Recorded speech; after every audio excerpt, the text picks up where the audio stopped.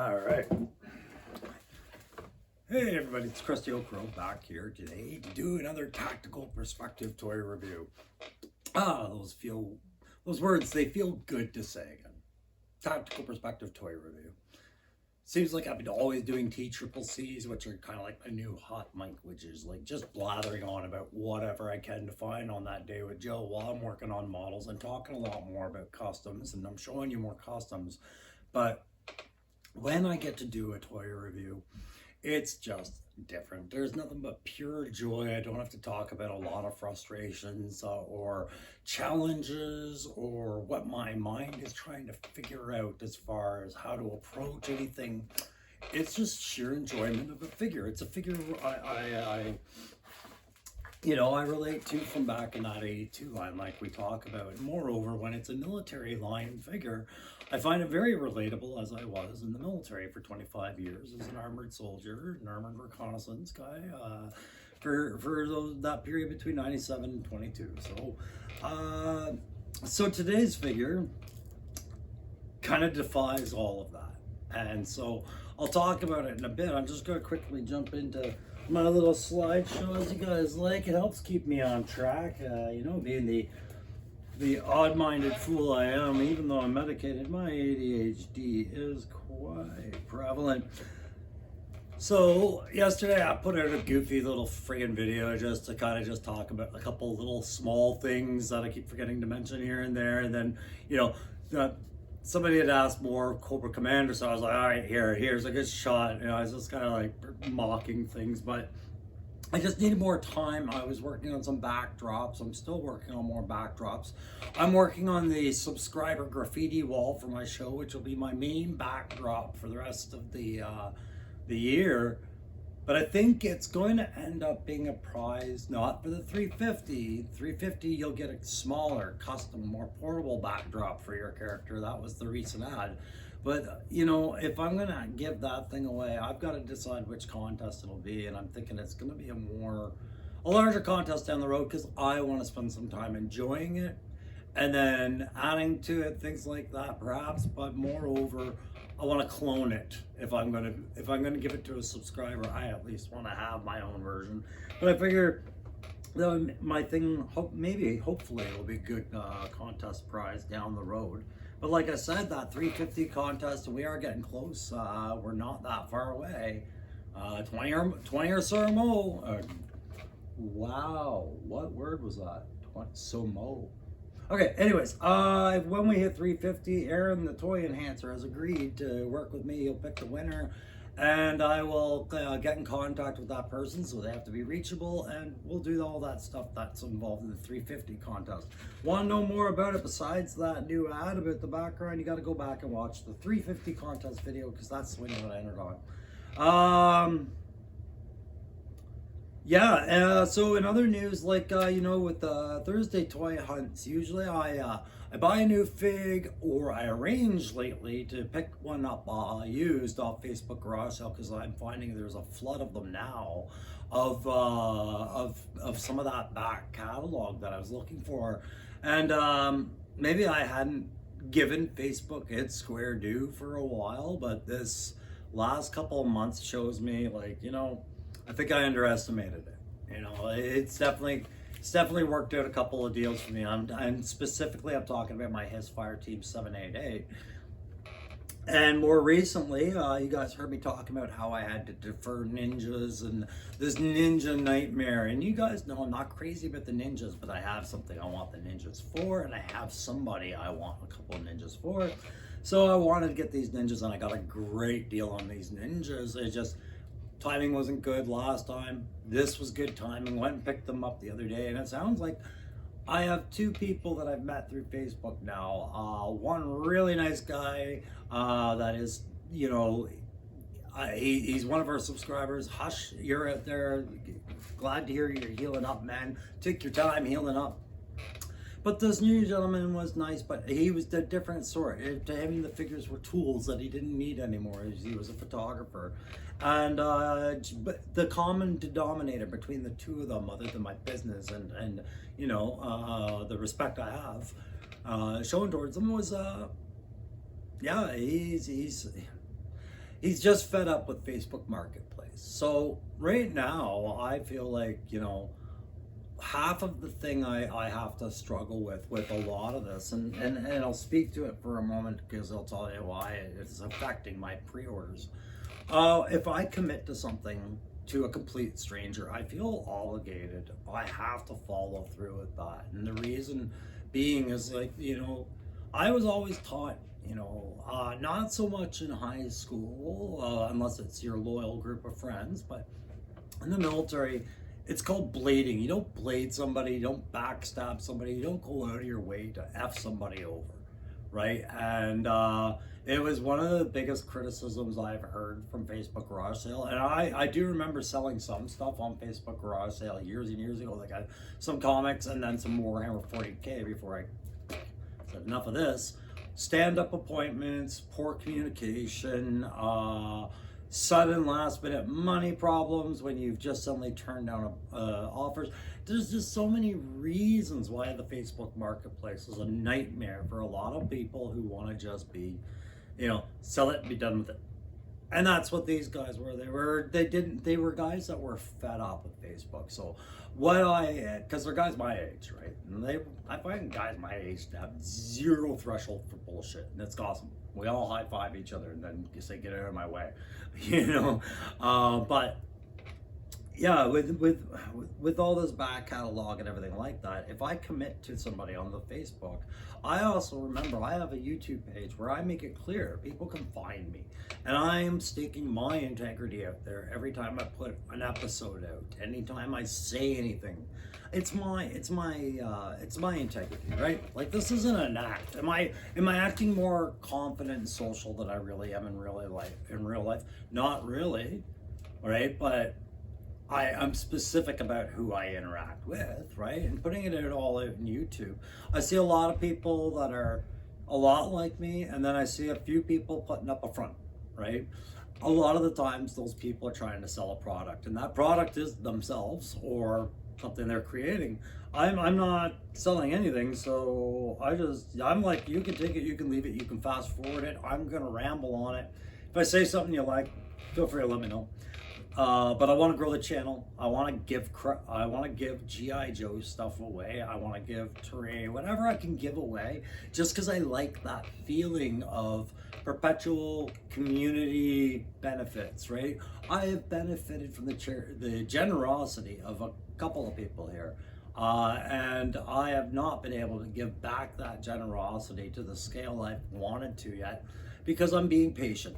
500 is the mark, I guess, where you start being able to look at your channel like a business.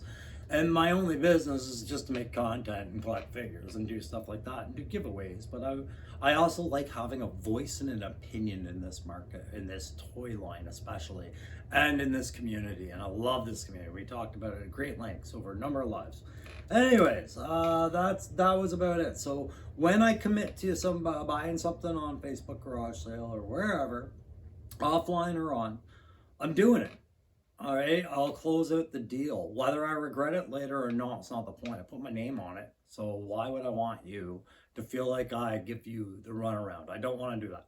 Right? So yeah, sometimes it takes a little time and a little bit of juggling, but I committed. So I got those ninjas, which meant that I can only pick up 2 pre-orders this week. Of the 3 that were in, now 4 or 5, guys. My pre-orders this week selection, when I went in on Thursday morning, as you know, that's my figure day. I was going to go pick up my ninjas, but I went in and I got a choice between Airborne, the 60th anniversary soldier, and the chosen one, Quick Kick. I promised myself I would leave at least 1 on the shelf so I could accommodate the ninjas and not feel broke afterwards till next week.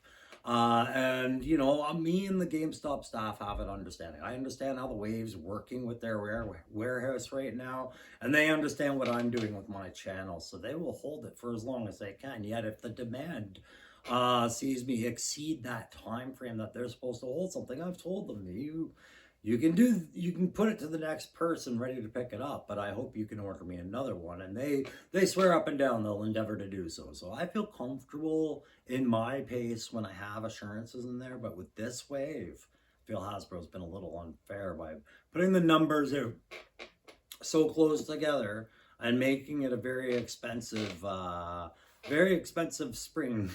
But you know what? I'm not going to gripe too loud about it. At least we have a lot of new figures. So I also got the call saying that Techno Viper just showed up in my account too. So I'll be picking that up on next Thursday. Same as Recondo for the retro series. I expect will be there by Thursday. So guys, let's talk about Quick Kick for a minute. As you guys know, if you've watched my my show before, or my YouTube channel before, calling it a show just feels, I don't know, weird, vain, arrogant. No, just feels like I'm living a lie. Yeah, you'll know I didn't have a very high opinion of the Quick Kick character in G.I. Joe. Oh, that's a good way to do that. And it was rooted in this stereotype that he represents. And it wasn't me trying to be woke or nothing like this. I want to make this absolutely clear. I don't consider myself woke. I consider myself reasonable. Okay? I am really surprised Joe survived cancel culture the way it did. When we look at characters like him and Spirit that play the minority culture card so clearly on its chest, right? And it always relates to what the overall average image is, or the you know what, like it's a stereotypical image when they do it, that they're emulating one that was, you know, associated to it and drawing your mind to it by saying this is what they're supposed to look like. And to me, this was Hasbro saying, well, this is what a Chinese soldier, or sorry, Japanese, or I think he's half Japanese, half Korean. I'll look at the file card in a second. But this is what an Asian soldier must look like. He must be a martial artist, and he should look like Bruce Lee. And I was like, okay, so every Asian in the Joe line is going to be martial arts associated. At least Tunnel Rat kind of got off on a pass on that one. He is a American-born, you know, part Asian kid. But, you know, the Tunnel Rat character, you can't help but notice the similarities between him and... There was a very particular episode of Tour of Duty, which was an 80s Vietnam War show, where they focused on a tunnel rat for a little while there, that trade, the guy going down in the BC tunnels. Can't help but notice the similarities of when that came out and when Tunnel Rat came out. And again, it was, okay, well, so are they all, you know, it's either they're ninjas or they're doing BC counter guerrilla stuff. But it just, I felt like it was a really poor reflection of things. And Spirit was another one where I was like, okay, I work in the military for 25 years, guys. And our First Nations guys, yeah, they're allowed to grow their hair, but a lot of them don't. They amalgamate into the morale and the team more than they do with their sense of maybe preserving something that in a uniform stands out, right? I don't want to get more political than that. In fact, I won't, because there's no sense to it. It's just opinions and experience. But this guy, I was shocked, survived counterculture, because he is clearly Bruce Lee, number 115 in the series. Our friend Quick Kick here, and there's all that the QR code, which I will test on this new line. And the PCFs, the primary combat functions, which I will check online, Hasbro, to see if you fixed it. All that's still there, but it is that new packaging, and we still get to keep our side box art. Cool little side box art of him. I don't know, is he cheering, yelling? He's doing a nunchuck display. And then on the back, of course, you've got Storm Shadow lurking behind him, and the seals as he gets ready to go do his Fudgy Bar or whatever commercial. The plastic coffins, guys, they're back. They were something I actually didn't miss when we did plastic-free packaging, and here's why. As a YouTuber, and I know 3-star draw, you can attest to this every time, this is the one thing that keeps precluding me from doing unboxings, really, because you have to spend that time wrestling, wrangling, and manipulating the crap out of sorry, not the crap, but the gear and the person out of like this carbonite freeze mid thaw. You know, some stuff removes easily enough, and there is a technique to get the figure out, no problems. I always go left foot, left arm, pull, right? But when it comes to the knives, bows, strings, weapons, any new accessories, they're all mounted in that plastic, and yeah, it's loud to free this stuff up. So I've never really been an unboxing on the camera kind of guy for that reason, and I'm gonna advocate that you guys are fine seeing an empty box at first, which we're done with, by the way. And let's have a look at what we know about our friend Quick Kick. Okay, so we remember this card, right, guys? All of us remember having Quick Kick at some point, I think. Even I had him. I think I traded him away pretty quickly, though. And then, of course, we remember him in the cartoon, right? Walking around in the bare snow because he was doing a commercial, but barefoot in the snow. And that's how he's going to show up to battle for the rest of his natural born life, which has been, what, 40 some odd years now. But there we go. It's MacArthur Asito. He's infantry, although I have no indication that he's infantry on his character. And he specializes in intelligence, which makes more sense for him to try and, you know, travel the world as a fighter, I guess. Subjects, okay, so now he's just subject, okay? So it's like, who's writing the cards? It says subject's Japanese father and Korean mother owned a grocery store in Watts. So there you go, Japanese and Korean. Not accepted by other Japanese or Koreans because of his mixed ancestry and too short to play basketball. Quick Kick turned to martial arts. All martial arts. He is a ranking black belt in Taekwondo, Goju Ryu, Southern Praying Mantis Kung Fu, Tai Chi sword, Zen sword, and Wing Chun. He was working as a stuntman in Hollywood when he was recruited for the G.I. Joe team. And I have no doubt in my mind that stuntman he was probably the stuntman for Brandon Lee doing some the Dragon movie about his dad. Or, you know, he's been around a while. Maybe he was Bruce Lee's stuntman at some point. But they left him in the stage costume the whole time. And I'm not going to end with this. This is just not right. But I you know, I'll get into it. No. Yeah, so not being integrated into his own culture because of mixed race, that's something I could understand a little bit. I've been briefed on this. I am the husband of a mixed race family, my wife being Chinese and my son being a little bit of both.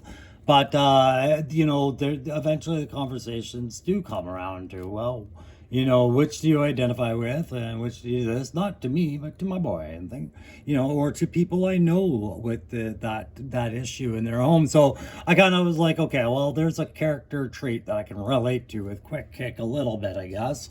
But yeah, I keep coming back to the Bruce Lee whole homage. You know, there's a right way and a wrong way. The right way is to just embrace that you're doing a Bruce Lee homage and just be bold about it, right?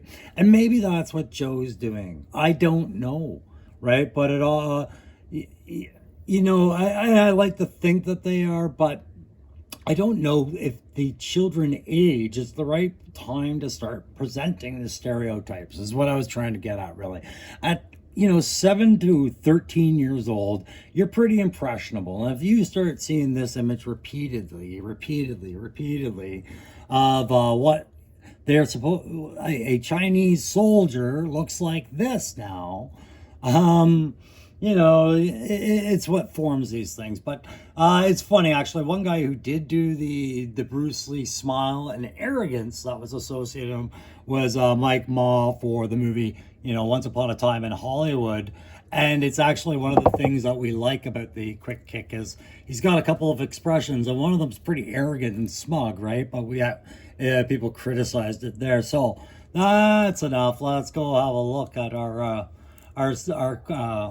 fight with Quick Kick here. Oh no. Yeah, it seems he's gotten himself in trouble with a lot of ninjas these days. Go figure, eh? That's what I'm talking about by buying ninjas. But yeah, guys, I picked him up. I was happy to do so. Although, you know, I don't necessarily understand the character looking this way. Like, I do understand it, sorry. I don't really think it was the great move. I am a minority vote on that. I realize that. I know that the overall opinion of this Quick Kick character, both the 80s rendition and this one, is that he is awesome. And you know what, guys? This is the tactical perspective. So I've applied like I said, it's not woke culture. I'm just surprised cancel culture didn't ruin it for all of us and cancel him. And I'm glad that they didn't. But I'm going to move this guy to the examination and tell you, just like I always say, figures are different when you get them in your hand, guys. So let's move down here. You'll have to pardon me while I move you guys in stages. Here we go. Oh, look at that big box. Yep. That's how we do here. Okay. So I just got to tilt my camera up and we'll get them set up for us here.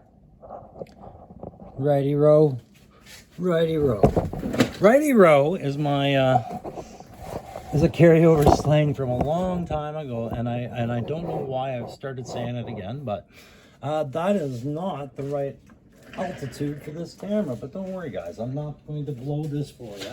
I know you've waited a long time to see Quick Kick, and I know you've been waiting a long time for me to stop blowing my own videos with bumbling antics, but it's all I've got, guys, is bumbling antics, a retiree's budget, long-winded stories, and some creative mind stuff. Yeah, you don't care. Hey, listen, before I get into this here, I would like it if I could always remember to do it right before the review, but like, share, subscribes. It's changing an algorithm by hitting like. It's improving the odds of a video circulating in like videos, finding more subscribers when you do the share. And when you subscribe, it makes me a rich man. Oh, no, wait. Guys, subscribing is free. It's the freest thing you can do. That notification bell is that reminder some of us always need and benefit from when you're following somebody who's talking about things you like. And if that's me, please do any of that. All right, there we go. We got our Quick Kick up there. And we're going to do our standard head-to-toe review. Now that we've gone over the box and we've gone over the file card, let's quickly have a look before we go head-to-toe with the hand accessories that are demonstrated already here. Okay, so you can see in his hand accessories, you have a couple options. Of course, we have the open hand, chopping hand, which is his left hand. Well, he's got a matching right one. All right, so there you go. Look at that. Chudo chop. Okay, well, maybe, yeah, matching hands. Okay, and of course, matching fists. This always a welcome feature in any figurine when you can get some extra mitts. Whoops, sorry. But one of the things I'd like to focus on is I don't have Big Boa, don't need him. I'll get him eventually and do the same thing. Put him in my hand before I resign myself to saying he is a terrible, terrible character. You know, it's one of my reservations. I can't stand it when people slam something to death without ever putting it in their hand to look at it. And Big Boa, I will put him in my hand and look at him because, you know, it's a classified figure and I'm making my channel a bit classified, guys. So yeah, what I don't get is the pegs. Just like necks, it seems that hands are starting to have a large variety of pegs, and those Big Boa pegs are almost twice as long and twice as narrow as Quick Kick's hand pegs, is what I was trying to point out. So while we might like a lot of hand options, it's not always a guarantee if you're a conversion figure guy that you're going to get the most compatible set of hands. I have the fudgy bar in this other gripping hand. Clearly this is his hand for holding said fudgy bar, holding his nunchucks, and also to hold this shuriken he is throwing. So it's a throwing effect hand, which I'll now simulate by removing this a great chocolate bar. And it is a great chocolate bar. Where is the camera? There we go. It is a great chocolate bar. It really is. It's got that layered silver wrapper. It's got some good paint to it. I mean, aside from an actual, you know, Cadbury or Kit Kat thing on there, they did really well with that particular piece. And then, of course, you've got your shuriken. So it's to simulate that he's just throwing it, right? So you'd want the arc out of his hand, whatnot. I'm not a big fan of it. I think it's a nice little novelty piece to try and, I guess, maybe balance out, like, hey, my guys, the Techno Viper comes with this clear piece. Where's Joe in their clear piece? And we're like, hey, well, he's chucking a throwing star. There's your clear piece. Okay, so take it or leave it. That's the one you got. I'll just put it in my bits box so I don't lose it. And who knows, maybe one day there'll be a picture I take of this where I actually need something like that. Okay, so we might as well get the accessories out of the way, guys, and then I'll do the head to toe. We'll switch it up. Those nunchucks are nothing new in our classified line, since we do have the character nunchuck. However, these are really nicely painted ones. The paint app was pretty cool. I think just a simple wash or dry brush might actually give even more depth to that silver and separate those brown weathered straps a little bit. But not necessary. What I'm trying to say is that they're just a better set of nunchucks than what we got with the character nunchuck. Which I hate saying that, because it's like, I don't want to give credit to that particular details being done right by any other character that doesn't have nunchuck in their name, but it's true. Quick Kicks got better nunchucks than nunchucks. All right, so the nunchucks I am a big fan of. The swords, he's got a pair of them. Wasa, right there. There you go. And I will just crimp them together so you can see those same handles. Those are the same handles and then dragon moldings that we see at the bottom of his nunchucks. If you were to have a look, right, it all matches up nicely if you were to store them in a drawer, but it just shows you, you know, like, he's got a sense of flair, he's got a sense of style, but he's committed to a brand. He's committed to a brand, guys, just like we are. Okay, so far so good with the accessories. I even like that strap, the way they've got the shurikens tucked in there into the fabric. However, I've got my backpack on completely wrong. At best, I see the backpack kind of sitting like that on his back, because it is just a single strap and not a pair of backpack straps. Otherwise, I don't believe in helium-filled backpacks or backpacks without dual straps. I don't believe they exist. So therefore, I have to pose without. Oh, no, he's just got his nunchucks. It's probably not the worst thing in the world for him, eh? But yeah, it's that bazooka factor all over again, which is disappointing when, you know, the Hissfire Team 788 and the Snow Serpent did the rocket launcher better. You know, here we are, we're back to square one with backpacks again, and it didn't even make really the most sense with the character for the most part anyways, right? If you think about it, if he's got so much gear in his backpack, why doesn't he just throw a jacket on? You can't tell me he's not. There's other ways we can paint this figure now. That's where I kind of want to go before the head to toe, is just to say, while I have so many, it seems, criticisms about them using such a Bruce Lee Enter the Dragon, whatever, big boss kind of appeal, such a Bruce Lee homage character. He's gonna fall in a second anyways. I'm glad they made this character. I am really impressed with the figure, actually. I really am. And it frees us up now to say that this version of Nunchuck is done. Now we can move into ones where he's wearing different uniforms, and I think that will be important, you know, for the repaints. But it'll be sad, because this figure is perhaps one of the finest examples I have in the classified line of a muscle-bound fighter with no accessories blocking the articulation, and just overall photography, Garden of Eden, really. Like, you can do everything you want with this character. There's that second head. It's the stare down effect head. I'm just gonna do that there. I'll relax, stare down, like I'm not concerned. I'm not even worried about you, bro. And you can see he's got that bandana with the single red sun Japanese logo in there. I almost wish they'd put more red paint on there to make it the rising sun or something, like have the red beams going across. But yeah, okay. I don't really care about that headband. I don't care what headband they would have used, but yeah, a little shout out to Japan. You know, the culture that wouldn't accept him. Wait a minute. Okay, all right. Anyways, so the other look is more serious, more fightsy, ready to go. The hair, there was a couple little, I noticed it with my other figure as well, loose areas on the paint app where it seemed like they missed it, but I think it was the other head that I noticed it on. Anyways, nothing I would definitely say, oh, Hasbro, you screwed up again. No, no, no, no, no. They've made a really good figure, guys, and I'm going to spend the rest of this time advocating for it because both heads were great. The neck articulation, even with the hair, is just fine. And because of that big open body chest, you know, you can do a lot from head down. You can basically do the maximum range of motions that Classified has in its arsenal, because there's just nothing really obstructing that range of motion at all. So having a couple of extra sets, yeah, that bad guy in Bloodsport, right? Hey, ooh.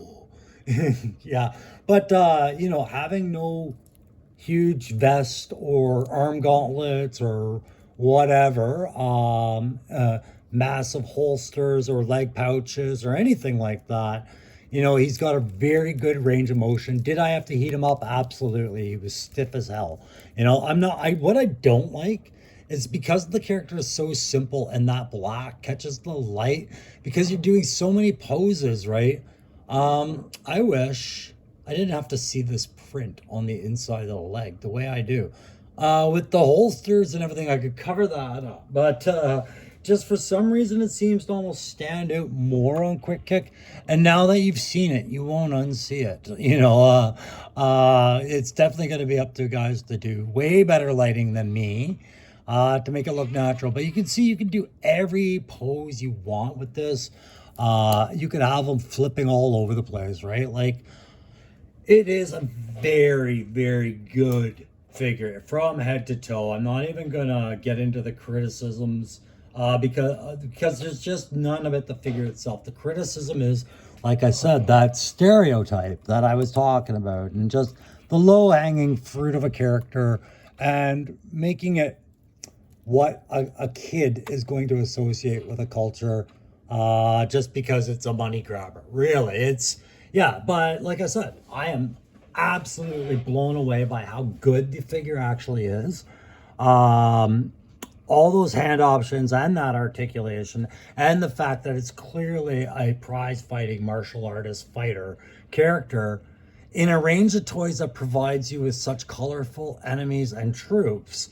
You're gonna have a blast with posing this character. That's one of the things that was driving me to get the ninjas, guys, is I knew that's where he belonged, on a shelf fighting ninjas side by side with like guys like Kamakura or, you know, Akiko or Jinx when she shows up. I want that. Yeah, definite hardcore great action figure for all those things.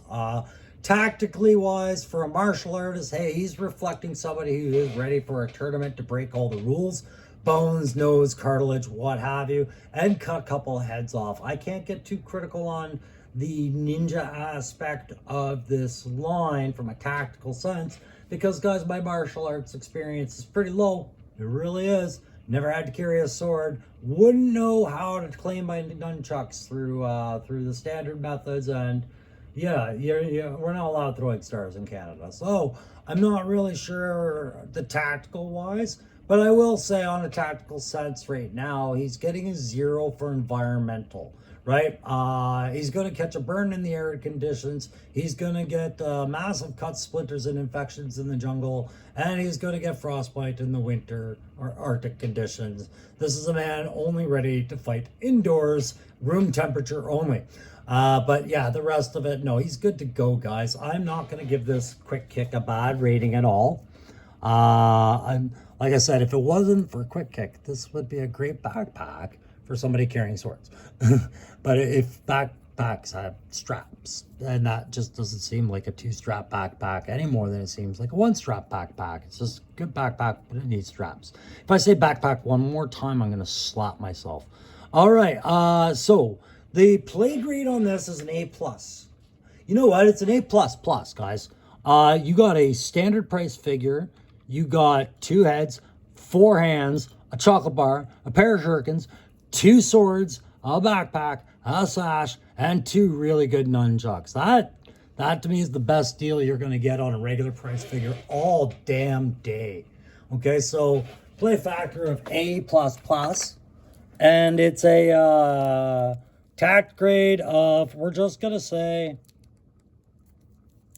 we're going to go tactical grade of, I'm going to do it, B-, okay? I'm not going to kiss his ass too much, okay? Let's just theorize for a second that this whole image he has is a psychological game. Ooh, psychological game, psyops, motherfuckers.